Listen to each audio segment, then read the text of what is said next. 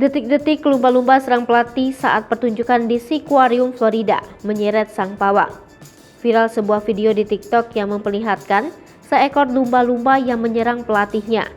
Kejadian itu sempat terekam oleh salah seorang pengunjung di sebuah taman kehidupan laut kontroversial di Miami, Florida, Amerika Serikat. Dalam rekaman tersebut, terlihat Sundance si lumba-lumba berusaha menyeret seorang pawang wanita ke bawah kolam Miami Seaquarium.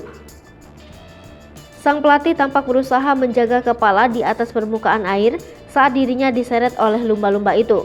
Pelatih pun langsung berusaha selamatkan diri dan lalu menepi di pinggir kolam.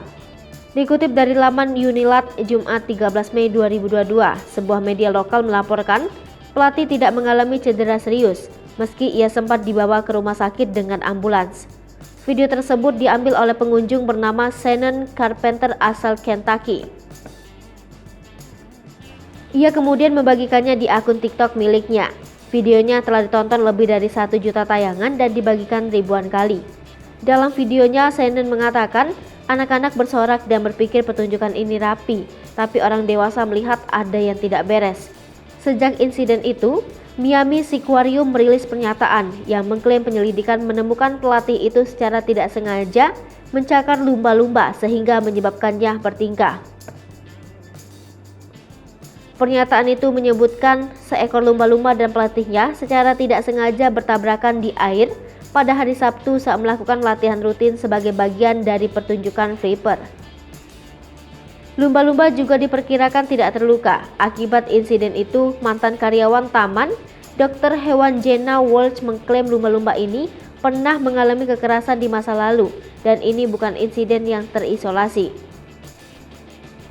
Setelah kejadian, dalam sebuah pernyataan organisasi PETA yang melindungi hak hewan, mengkritik eksploitasi lumba-lumba di taman tersebut dan menyerukan agar seluruh tempat ditutup.